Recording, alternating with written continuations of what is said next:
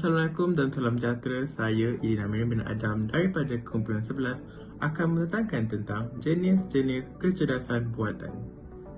Jenis mesin reaktif ialah jenis AI yang paling asas. Ia hanya bertindak balas kepada senario semasa dan tidak boleh bergantung pada data yang diajar atau ditarik balik untuk membuat keputusan pada masa kini. Mesin reaktif juga menghapuskan peta dan bentuk praperancangan lain sama sekali dan menumpukan pada pemerhatian secara langsung terhadap alam sekitar. Mereka diberi tugas khusus dan tidak mempunyai kepunyaan melebihi tugas tersebut. Ia adalah perkara yang paling mungkin anda lihat apabila menyaksikan robot bermain permainan seperti catur melawan manusia. Tetapi, mesin reaktif tidak berinteraksi dengan dunia. Jadi, mereka bertindak balas kepada situasi yang sama dengan cara yang sama setiap kali senario tersebut dihadapi. Kelas jenis 2 pula mengandungi mesin yang boleh melihat masa lalu. Kereta pandu sendiri sudah melakukan perkara ini. Sebagai contoh, mereka memerhatikan kelajuan dan arah kereta lain.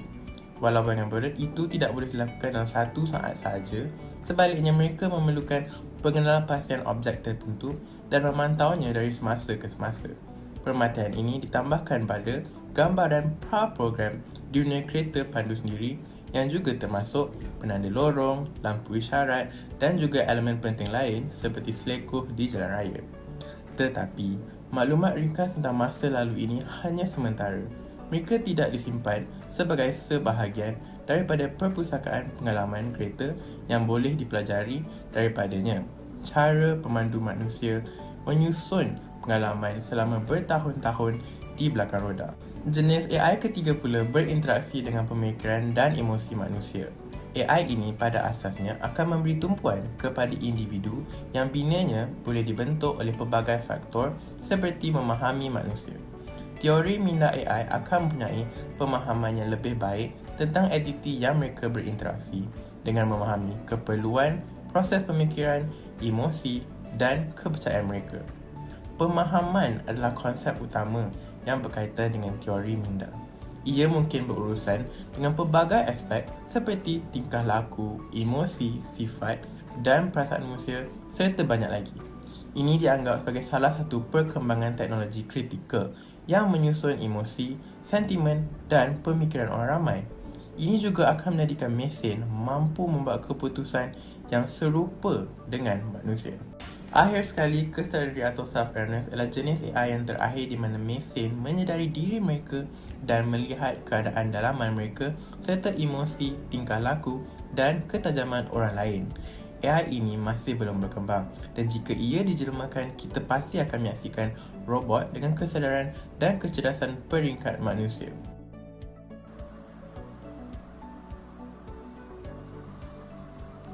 Ya, hal ini kerana sebagai pelajar, saya mendapati bahawa kecerdasan buatan ini dapat menjimatkan waktu saya untuk mencari maklumat-maklumat penting bagi menyiapkan tugasan saya dengan hanya melayari internet dan tidak perlu ke perpustakaan untuk mendapatkan maklumat tersebut.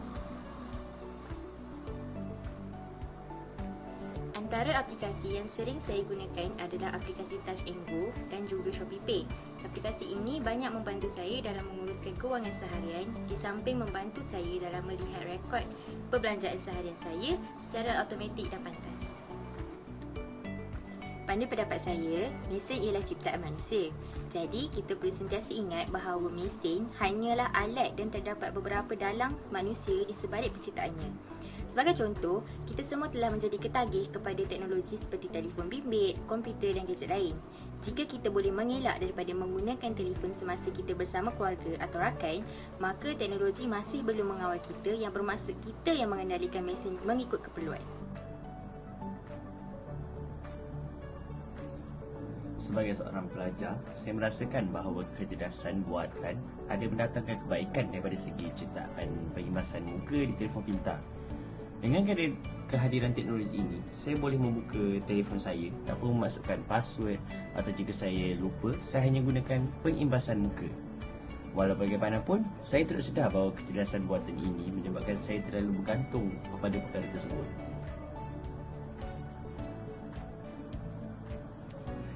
Saya amat-amat bersetuju dengan kenyataan tersebut kerana kecerdasan buatan telah dicipta oleh manusia dan ia mempunyai had yang tersendiri di mana had itu tidak akan berlangkaui kecerdasan manusia.